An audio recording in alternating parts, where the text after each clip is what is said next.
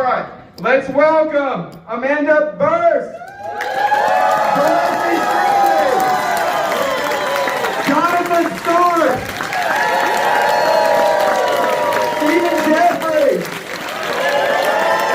William Ragsdale, Tom Holland, and Chris Duran.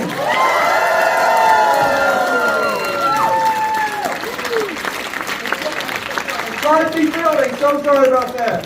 We've got everybody here.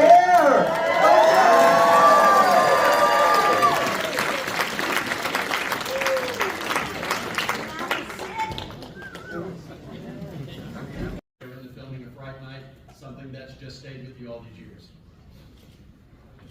Your favorite Roddy McDowall story? Every moment, maybe. Yeah, he was very. Roddy was very youthful, you know, in spite of the hair. He was very youthful, and he loved movies, and he loved being on the set, and it was infectious, and he was, you know, an encyclopedia, and so he was a joyful guy to be around. I don't know if there was anything. A video camera? Ooh, tell the story about the video. He had this new thing called a video camera. In 1984 it was. It was about that big. Yeah, there's some footage that Jonathan found actually located of Roddy's attempt at using a video camera. And it was a video camera which was this big, of course, and it had a suitcase attachment for the actual recording device. So he ran around the set recording all of us, and there's a wonderful video of it. But yeah, and he was just having fun with it. 2 minutes of it, we're done with the lens cap on. A famous photographer, yeah, with a lens cap on. But funny, I don't know. He was just a gracious, accessible, warm, Generous. yeah. He also was a encyclopedia of old Hollywood knowledge. Can you all talk about that? I'm sure he told you some wonderful stories over the time where he was able to, because he was a walking encyclopedia. He knew where all the bodies were buried, am I correct? Yeah, Roddy did. Roddy was terribly supportive of me.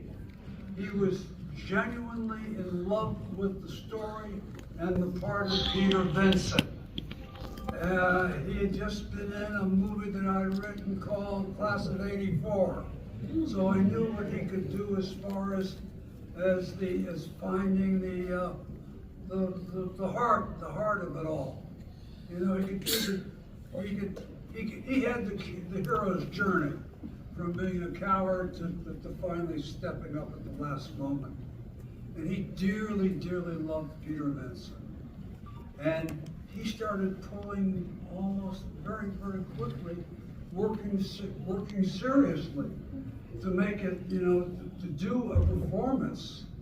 And you could feel the rest of the cast followed him. Chris and him. Chris got into it also. But I mean, they brought it all along. You could see the performance improving over the 2 weeks of rehearsals that we had. And I don't think that would have been possible without Roddy's enthusiasm. Anybody else? We're good? Okay. Who has the next question? Yes, sir. Hey, just want to say I'm a big fan of Fright Night, and it's the only reason why I'm here for the show. When you made the movie, did you have any idea that it would take off as big as it did, or as much as an explosion? Everybody chime in on that one, please. No? No. And that is a tribute to the storytelling. Yeah. We all had a blast doing it, and so often when you're having fun making it, it comes off the screen. But it always begins and ends with the written word. And Tom's a master storyteller with the written word, and then a master storyteller in the visual sense. And I think that's the longevity right there. I'm sorry. I just have a follow-up question with that. Though, when was the moment that I don't know if it happened maybe 10 years. I know the movie was a success when you realized, oh, this isn't going away. This is staying. This is getting bigger every year. Every year, this is getting bigger and bigger and bigger. Was there a moment that you kind of realized that and it happened sometime? Personally, I always think every year it's going to go away. but it's come back, and it's stronger every year. It's amazing. Yeah. Well, I think it's horror film dance. And I don't think that a lot of us realized until we started going to the conventions that it had this life after life, right? And I think you all have to remember when the movie was made, like we live in a time now where the New York Times writes about horror movies, right? That didn't happen back in the 80s. Right. Not at all. They were considered niche, they were considered B movies, if you want to call it that. Red-headed stepchildren. Yeah. Yes. And so there's that. I think we're part of that is the wave of acceptance of horror movies as being great films over time, and also the generations. Because I know you guys probably have heard from so many people who have said, I watched this movie when I was 10 years old. It's the first horror movie I watched, and I watch it with my kids now, etc. And there are so many movies like that that are multi-generational, I think, too. And you've been in half of them. It's true. Absolutely, 100% accurate. You know, I don't remember exactly when I realized it, but it out of all the movies that I've done, it's the one that I was mentioned the most forever. You know, the others have no, my God, 1982, Psycho 2 was the biggest hit of the summer. Okay, by 1985 it had been forgotten. And it was only in 2000 when people started to show up on my door about Psycho 2. So that's like 25 years. But Fright Night never went away. Yeah. You know, and you could feel it growing because of what Chris was talking about. Parents and grandparents shared it with their children. It became the introduction, it became family horror. Yes.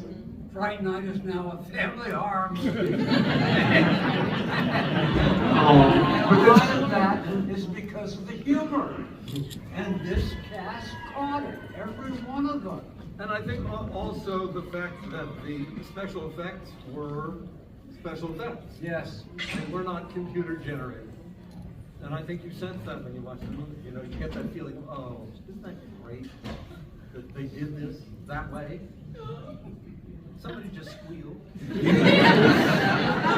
I'm sorry. I hear Jack in you and I'm freaking out. Settle down, man. Man, that is all Jerry. I'd like to say one more thing about that question. You know, when we made this movie, we were making it for a movie theater, right? I mean, there was video, there was VHS, but it was not really, it's like Roddy's camera, it wasn't a household thing necessarily. And so, for my part, you know, I thought, oh, this will be a fun movie for, you know, to see in a theater with people. And then, like most movies in those days, it would kind of go away and something else would come and replace it. But with VHS and Blockbuster and actual stores, the kids began to be able to choose their own movies. You know, you didn't have to wait till it was on to see what you wanted to see. And you could go, you know, you could go to the store and get Fright Night. You could bring it into your house as opposed to having to wait for it to be on someplace. And that was a real game changer, I think, that none of us knew was going to happen. Thank you all so much for that. Who wants the next question? First hand I see. Yes, sir, in the back with a hat, and then I'll come back over to you. Yes. Whose idea was it to come up with the apple?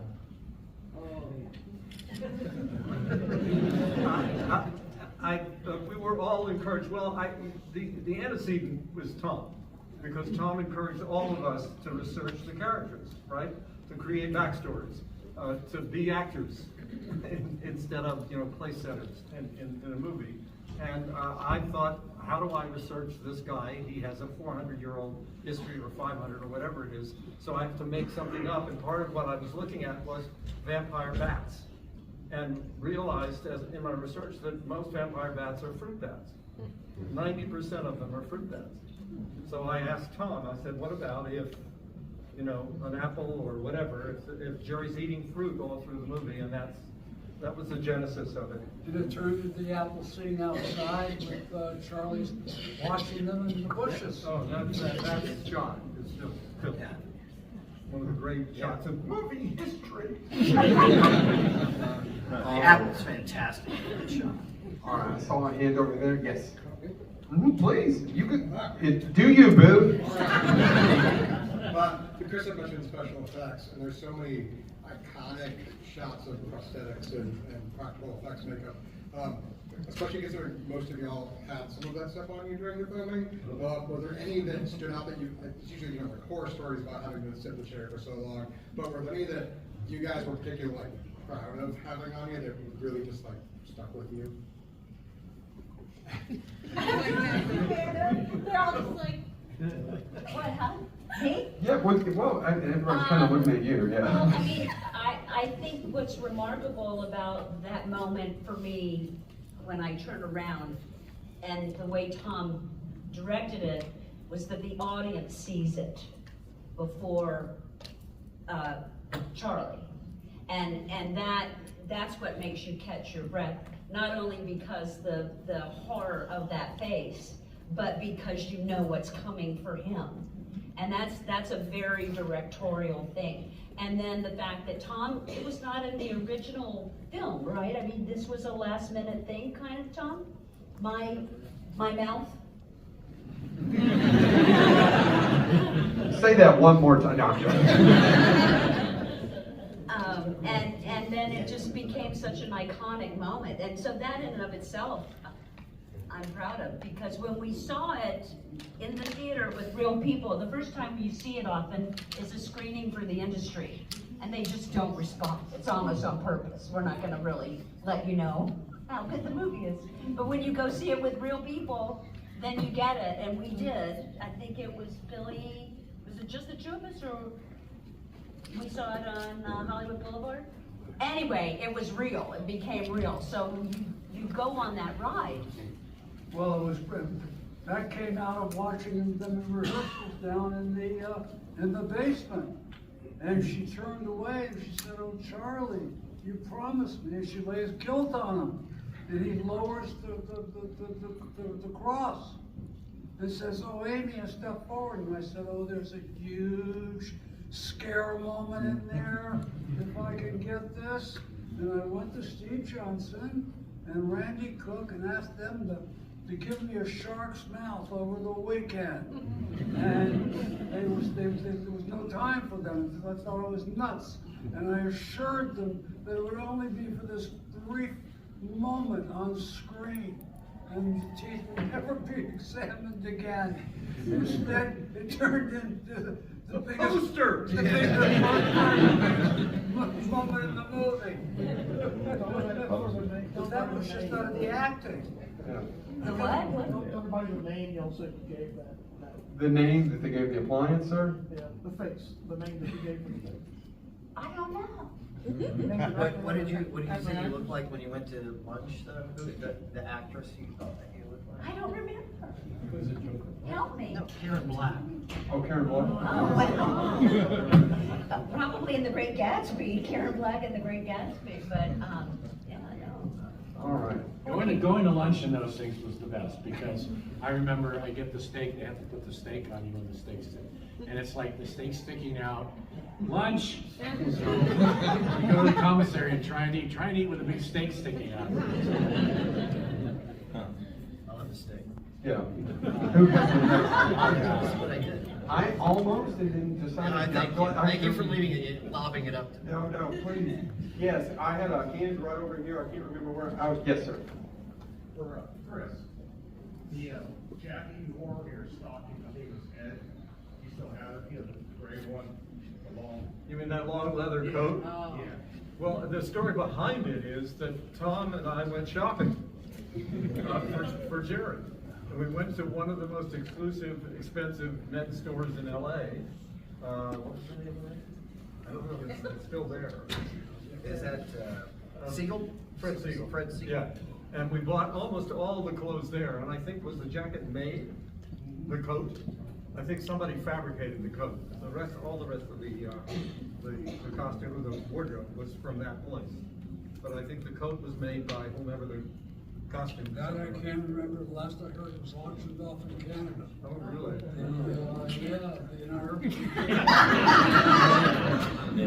When you first saw it. Oh, I yeah. remember, yeah. It was, I thought it was extreme. Yeah. But it worked. It made the part.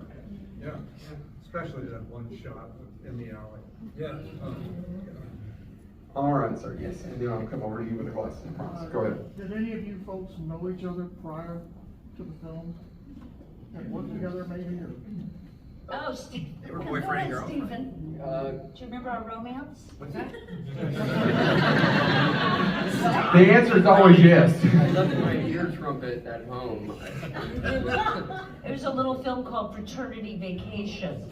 Yeah.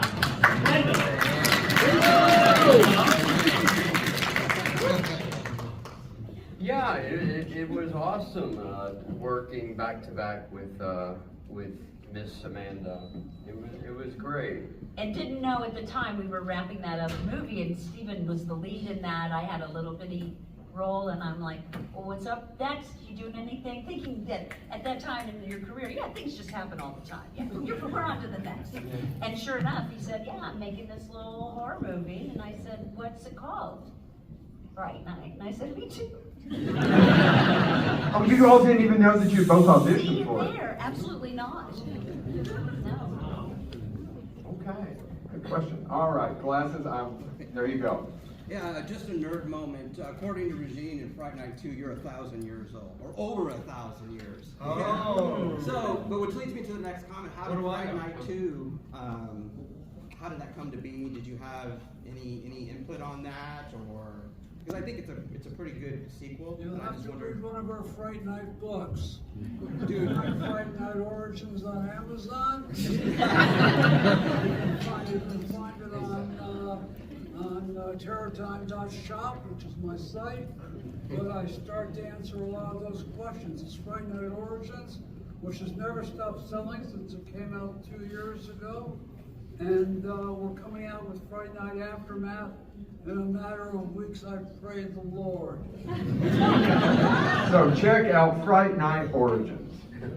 All right, next question. Who had it? Yes, sir. First off, thank you guys. Love the movie. It's been part of my life for years. Was there any scenes that got cut that you were disappointed that got cut? Or was it pretty much all there? Well, there was nobody cutting except you, right? Didn't you have a final cut on this movie? On this, nobody. They didn't mess with you. It was so honed, it was so Yeah. specific, the script, that I don't think anything got cut. How can you cut? Yeah. Great. Yeah, it was amazing. I don't remember anything from the first time I read it Yeah, that wasn't in the the movie. one thing they stopped is in the last couple of days, I had him on the roof of the house. And I was going to have a battle between him and Charlie on the roof of the house. They would carry him down into him coming through the window. The multicolored, Anything. I mean, It's really realistically. only over time, and I don't think Yeah. it's had anything to do with our careers as much as it has just that it lives on. Yeah. Yeah. I did House 2 and Project X after this. Actually, what I did after that was I became a writer. And I worked on a lot of TV shows. One of them was Ellen. I worked on Ellen for 4 years. And Bill Ragsdale came on Ellen. He played Ellen's boyfriend for a while. We don't have to go. It was great. It was fantastic. And by the way, the thing on CNN special, they show you. Do they? Yes. Do I get paid? yeah, Fright Night did it exploded my career upwards. It happened with, my first movie was The Beast Within, which got buried in the wreckage of UA and their bankruptcy. Which was the Michael Cimino thing. Heaven's Gate. Yeah, so then because of the success of Psycho 2, Cloak and Dagger, Class of '84, and a couple more in there, I finally got the chance to direct with Fright Night. And it was a blessing all the way. And a lot of that, I think, is because the conception was so much fun.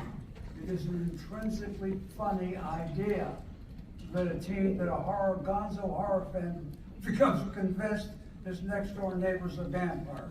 That's silly. You know that's silly, right? Yeah, but he's right. You know? I mean, it's the boy that cried wolf. Yeah. Yes. It's But you couldn't just do The Boy Who Cried Wolf, Witness Broken Dagger. Because that's a remake of The Window, which is the Cornell Lourish juvenile version of Rear Window, which I felt by itself was naked. It had been done too much on the nose. Yeah. Somehow I ended up with Broken Dagger. I went in and I told the studio, Universal, I wanted my idea for doing it as Fright Night. And they said, vampires, ugh, and threw me out of the office. So I spec Fright Night on my own. And then you'd have I don't know what it was, but I just was so hot in town, both as a writer, and that leveraged me into getting a shot. How long after Fright Night was Child's Play? Child's Play was 3 years after, and yes. Black Beauty or Black Beauty? Fatal Beauty. What is it? Fatal Beauty. Fatal Beauty. I did it between Fatal Beauty because everybody was telling me I had to get out of horror. And so I tried to step into a cop action buddy picture. And I started out with Cher and Sam Elliott, and I ended up with Whoopi and Sam Elliott, and guess what? The picture, just the one picture that nobody ever asked me about. But I mean, that's a lot of the reason why. I happen to think that everybody in it's very good, including Whoopi. But talk about bad timing. I was offered Friday the 13th Part 2, I think, at the same time. Anyway, what's the whole point of that? All right, who has our next question? We've got time for maybe three. I think Jerry Dandridge and Chris Sarandon's rendering of him is a fascinating character, and I want to continue to explore Jerry Dandridge, and I am putting together a podcast called Fright Night Resurrection. And guess who I'm planning on resurrecting?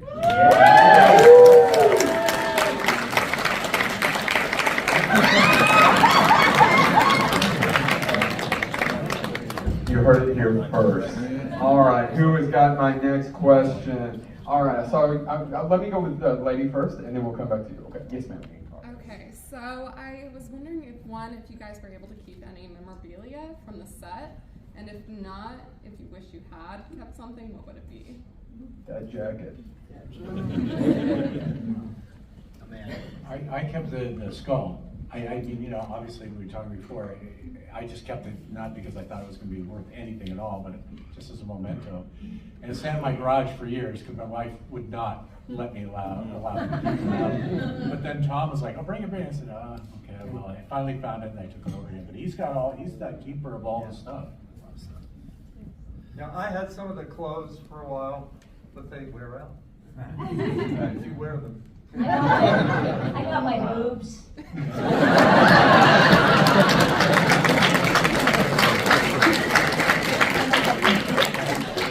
Thank you so much for that answer. Amy wasn't quite voluptuous enough to make that final transition, so they plastered my chest and built voluptuousness. And for whatever reason, I ended up with those. And I don't know if you know See's Candy, but it was in a See's Candy box on my closet shelf for years. And it was one of the shows. It was sitting on her table. Yes. You were trying to sell it. Yeah, sure. I wish I had kept some of my fangs. You were pimping your breasts. Yeah, I was. I wish I had kept some of my fangs, because The baby ones especially were kind of sexy. You know, we didn't know. I didn't know to do that, to keep anything. When they sold that picture, Tom, you told me, when they sold that picture of Amy, for like, what was it, $27,000? Yeah, the portrait of Amy that was on the wall, going back and close from the 1700s. That was by back door. That was also Chris's idea. Chris wanted Jerry to be more than just black. You know, to have good in there too, or at least tragedy swirling around. And so I had the picture painted, and then it came up, it disappeared. And then, I don't know, 35 years later, it pops up on Heritage Auctions, and the next thing I know, and I bid on it up to $12,000, and then it went up to like $25,000, sold to somebody in the UK. So, I mean, I gotta tell you, screen used props into the right movie, you know, yeah. Just a little side note. I do a podcast, and one of my podcasts was with Mike Flanagan. You guys know Mike Flanagan? Mike owns Jerry's Fingers. Oh, really? Yeah. He has the set of Jerry's Wow. And if you guys don't know who Mike Flanagan is, he's responsible for several wonderful Netflix shows. Check them out, absolutely. Midnight Mass and Call the House of Usher. Yeah. All right. Yes, sir. One? Yeah, you? Yeah. Hi. So, pardon me, I'm French. My English doesn't work really that well, but I'm going to try to be as clear as possible. That's a question for Tom Holland. How difficult or how easy was it for you to write a script that mixes sensuality and comedy and horror, and there's also some social content? I was personally very moved by the fate of Evil, who at some point, actually after laughing so much, finds himself, I mean, we realize that he's actually not that happy, and that's why he accepts the gift given by Jerry Dandridge. And so I'm wondering how difficult or how long it took you to write that script with all these elements. And for the actors, did you see all these elements in the script, or you simply just saw a funny horror movie? Because every time I watch it, as Tom told me an hour ago, I discover something new.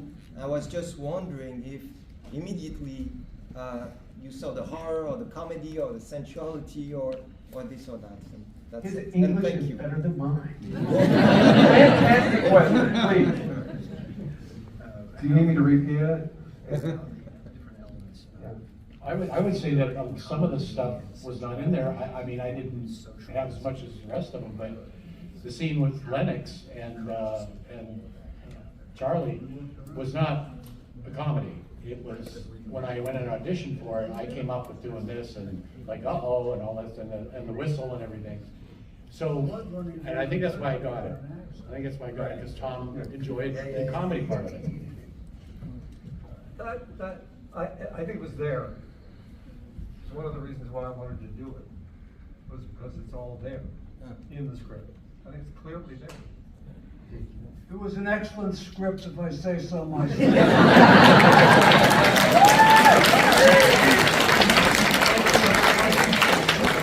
I just said, William, the blood running down Amy's back was not an accident. And I spent days howling with laughter on the floor writing certain scenes. Charlie trying to convince everybody that he had a vampire living next door. That's funny. Get the mix of things. But I mean, I was very, very lucky because vampires as a genre were really dead at the time. You know, nobody wanted to do a movie about vampires. But it only was significantly silly if it was a very traditional monster living next door. And what better dramatically than a vampire, especially there's so much of the subtext. It plays to, you know, every teen's worry about competing with an older man for his girl. You know, there's all kinds of stuff that runs beneath it. You know, I implied a relationship between Jerry and Billy Cole because that was the moment in time. Wait, what? AIDS hadn't broken yet, but something was wrong. And you could feel it in the gay community. Too many people were dying. And what Child's Play did for me, what Fright Night did for me is it led me to Fatal Beauty, but it also led me to Child's Play. And that's my concept and story that made the first one work. You know, and that's me wanting to make the scariest killer doll movie I could, which was not a genre at the time. And it was because of the invention of the Steadicam, which allowed me to move gracefully about 6 inches above the floor for Chucky's POV, which scared the shit out of you. Which is what made that work. It means you get away from the doll. If the doll couldn't do it, you cut to the doll's point of view. So, you know, so they all led one to the other. But Tom, you were also really good. Tom was great about, we'd come up to him and, hey, can we try this? And he'd say, yeah, sure, give it a try, you know, and sometimes it was something that really worked well. Yeah. You were open to stuff. Okay. You keep trying. Just keep trying. We have time for maybe a couple more questions. I'm sorry. You, sir, standing, and then I'll come back over here now. Yes. Okay. This has been on my mind for many years since I discovered this film. Moving forward from this project, all of you have a lot of different backgrounds from a lot of different films, TV, etc. Moving forward from this project, did anybody have any real lesson they learned, maybe from another co-star, that really helped propel them moving forward? Yeah, Dorothy, we haven't heard from you. I'd love to hear your voice. Yes, please. No. Not what I set you up for. I actually want to go back to the Tom question because many of you kind of referred to the mother in this film. Mm-hmm. And I think part of Tom's brilliance is that the mother is both comic relief, deeply sincere, a complete ditz, and really real, and then not. And so it's, you know, because there are only 2 women in the movie, except for, you know, the unmentionables. The ones who get, well, whatever. I just won't mention them. But that was, I mean, it was really fun for me, and I think it adds something to the movie because you don't expect a mother to be like that. And also the freedom that he gave us, as everyone has referred to ad-lib stuff, was amazing. And I have to say, I know that Tom wrote the "Do you want a Valium" line, which seems to be everyone's favorite, because I was such a health food nut and a new mother, and I would never say that to my son. So I give Tom all the credit for that. All right, thank you. So for our question one more time, what was it again? Did you take anything with you that you learned from your co-stars? Yeah, anybody? I take the relationships that we have to this day. Absolutely. And that you get to see these things all the time. Yeah, and we had a great time making the movie. There's just no doubt about it, like I mentioned earlier. And we still do. And so part of the joy of doing this is not only to meet you all and receive all of that just genuine affection for the film and the performances, and we're grateful for that, but it's to see everyone. Yeah. And I mean, it's been almost 40 years. Woo! So.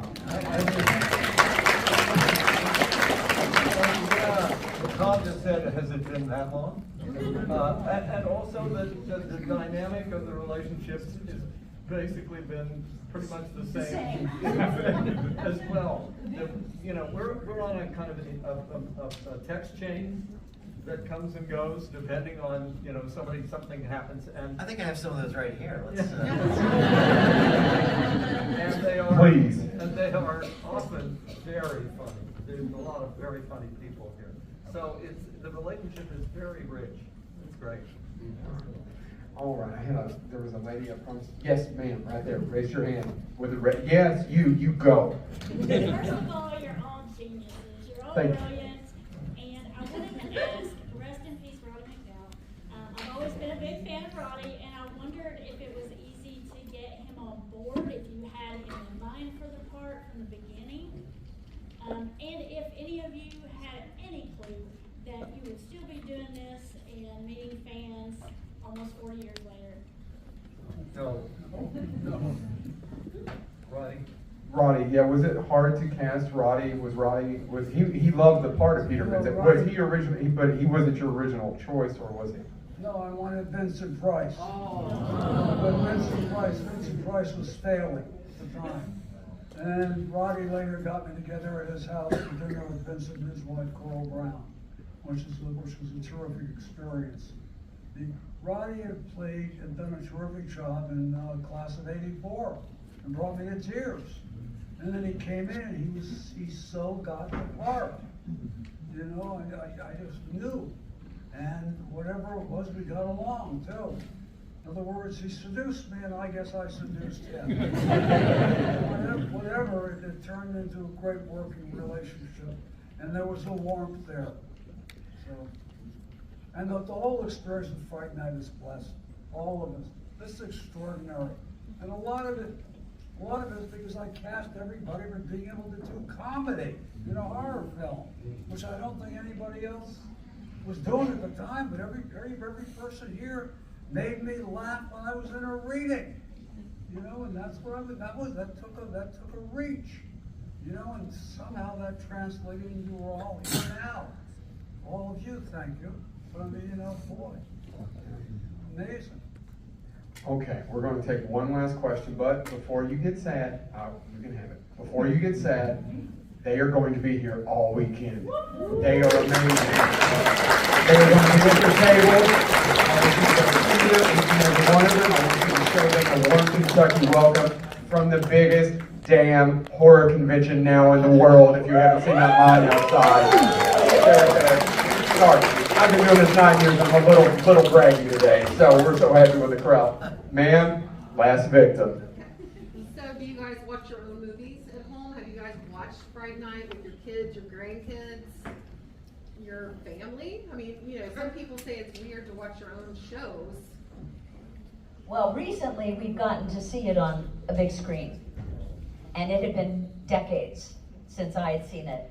And it's, if you have the opportunity, if there's some kind of festival or something, or an art house theater where you are, please try to see it, because it is one of the most stunningly visual pieces of work. And it was shot to be seen on a large screen.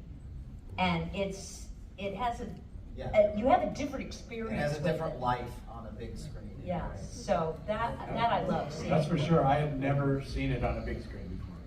I only saw it. You saw it in I didn't April go to for the the first screening. time. I was chicken. I didn't go to the screening, and then I never saw it on a big screen until we went that in April. I guess it was. It was fantastic.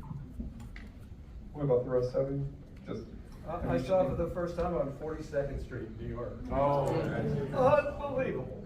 But have you introduced it to any of your children or grandchildren or anything like that? No? Okay. Well, obviously we have good parents up here, so let's give it up for our good parents. Thank you all so much for them that are in here all weekend. Let's you to stand up and make them feel loved. Thank you so much, Amanda, Jonathan, Stephen, Tom, and William. Thank you all so much.